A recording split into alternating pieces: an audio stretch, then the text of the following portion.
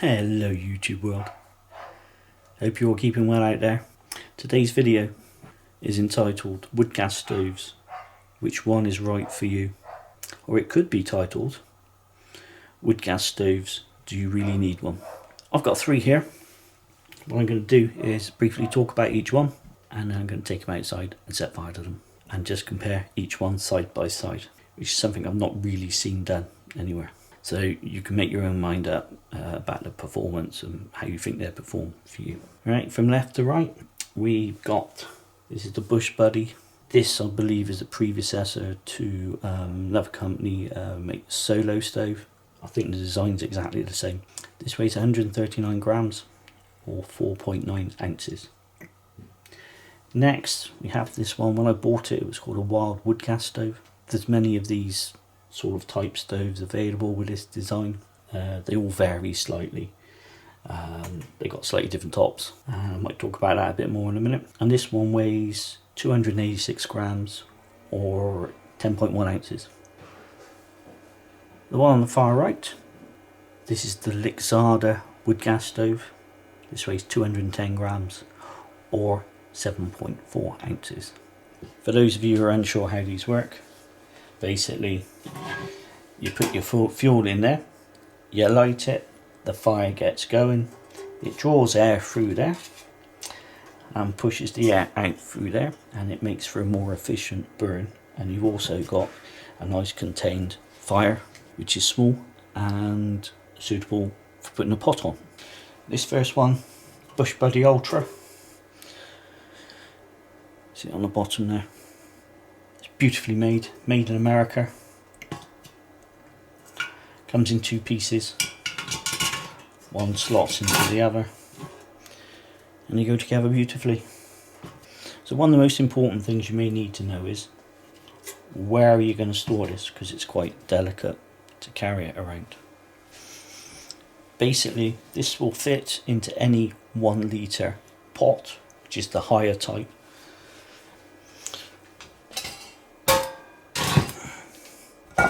Something like 1 litre billy can. Put a cloth around it, stop it rattling around. And you can even keep some spare fuel in there if you want to. Your pot will fit on there nicely. What you've got to remember about all these stoves is, when you've got fire, you create a lot of carbon, a lot of soot, a lot of smoke. So that's one of the downsides, I guess. But the advantages are, with this type of stove, that you can pretty much pick up any dry fuel on your journey, throw it in the air at the end of the day, light it up when you want to cook a meal. Next we got the Wild Wood Gas Stove. This has got a much larger capacity inside to put a lot more fuel in. It's quite efficient, it's quite a nice stove, I quite like it. This is not the original top I bought with it. This was the original top that came with it. And it had 3 little pull-up bits soldered to the top. I put a pan on there which was too heavy and just crushed them all down. So what I did, I made new top for it. It's a bit rough, so I bought one of these, and I don't like this tool. It's not very strong. It's a bit of a faff to get back in, and my version works much better. As I said, there's lots of different versions of these. If you do go to get one of these, get a top that looks similar to this. That will fold in. That's been just taken off the Bush Buddy just to give you an idea. So how can you store this in transit?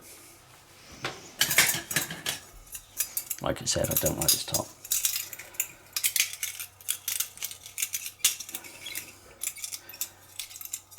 It's quite a poor design.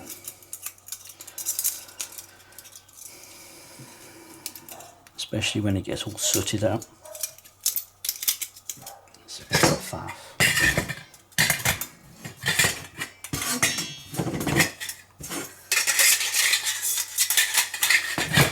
For this is a 1.3 litre pot.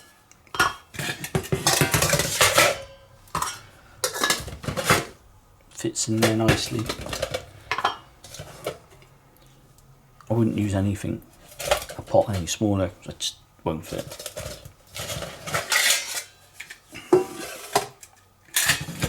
Another idea for size is your 1.4 litre billy.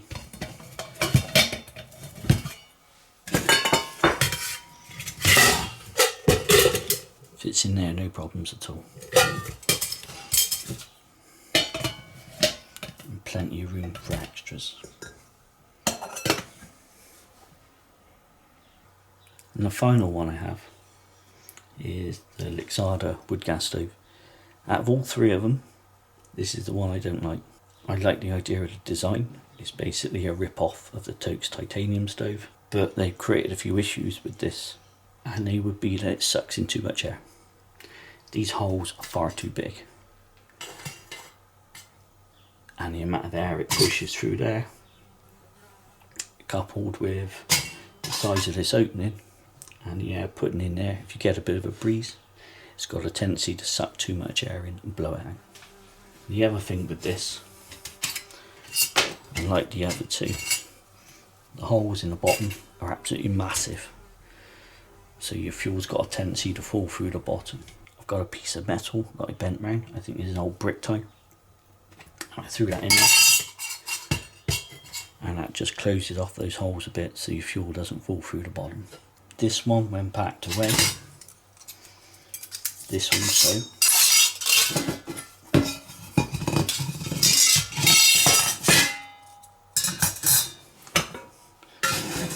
will store quite comfortably in a 1 litre billy can or any other pot similar size. With the actual billy can, remember, you won't be able to get the inner tray in. I happen to have lost mine. If I had it, I'd put it in there just to show you that it won't fit. There's just not enough room.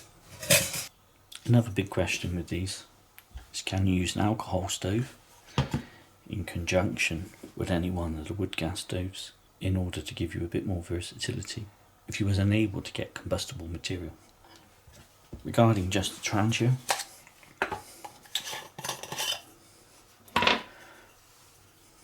doesn't really work in conjunction with this.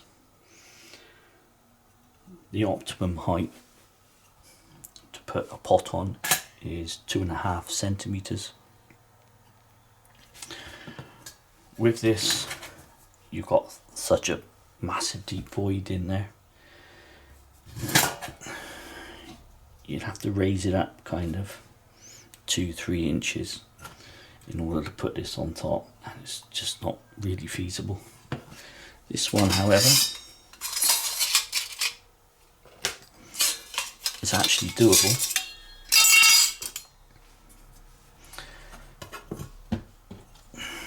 If you had the simmering, or maybe the top if you wasn't too worried about getting the rubber ring hot. You could place it on like so, and that's just about doable. Height's a bit more than 2.5 centimeters, but it does kind of work. But you'd also need, I guess, a windshield. With the Bush Buddy, again, if you can raise this up a little, say by putting either the cap or the simmering underneath, that would give you enough height in order you can put a pot on top. To make a fair comparison with these, I used 4 ounces or 200 grams of cat litter, which is basically compressed wood pellets. And just to give you an idea how much that is,